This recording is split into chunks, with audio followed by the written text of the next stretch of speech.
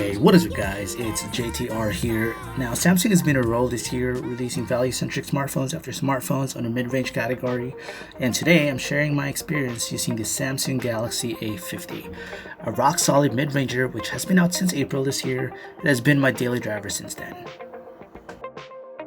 If there's one thing Samsung has improved on their mid-range phones, aside from the price, it's definitely the design. I mean, look at this phone. The back is made to look like a reflective glass, when in fact it's actually plastic.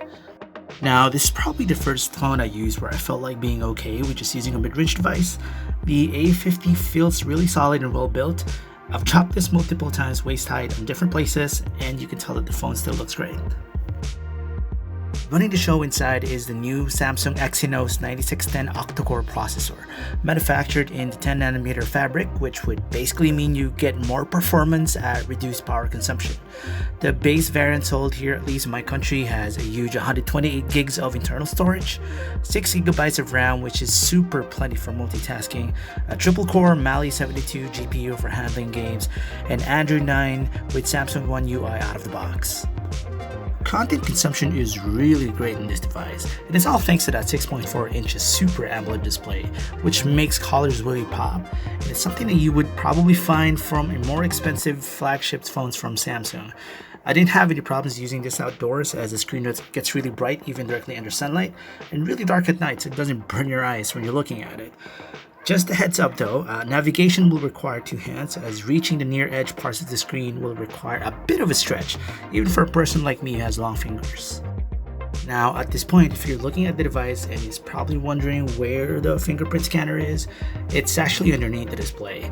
It's an optical fingerprint sensor which literally takes a very detailed image of your fingerprint for verification, and it's not something to be mistaken with the ultrasonic sensor that you'll find from the S10 lineup or the flagships of Samsung.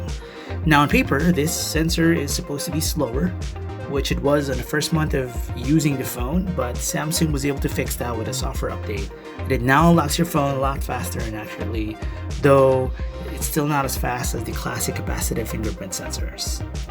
If you love to game on your phone, then I'm really happy to tell you can easily play most of the graphics demanding games on the Samsung Galaxy A50 on the medium to high settings.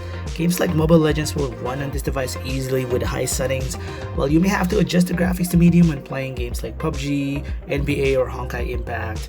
You might also experience some frame drops, and there's actually a lot of things going on in the game, but overall you get a pretty smooth experience. Here, take a look at how the A50 handles game through these recorded sessions.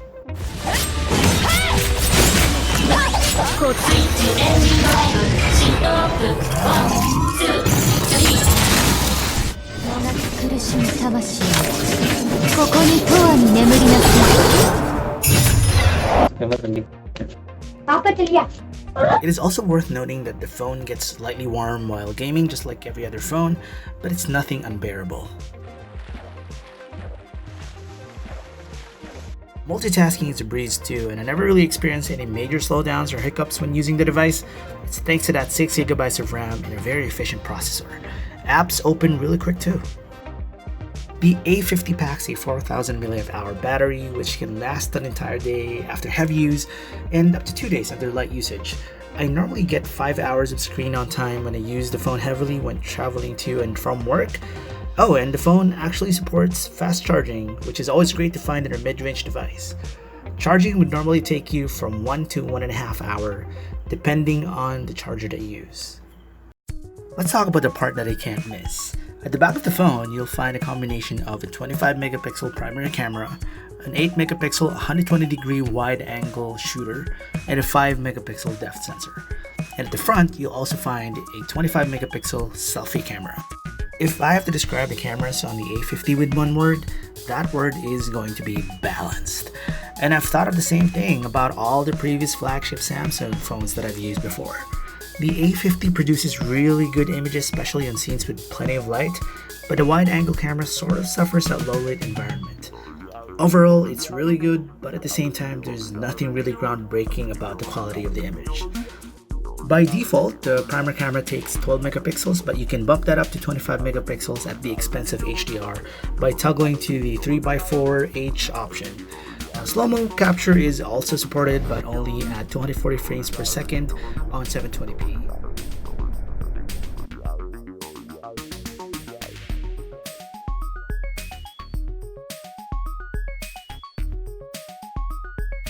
The camera interface is easy to understand, and there is an AR emoji mode as well as a Pro mode available to those who would like to tinker with the camera before taking the shot.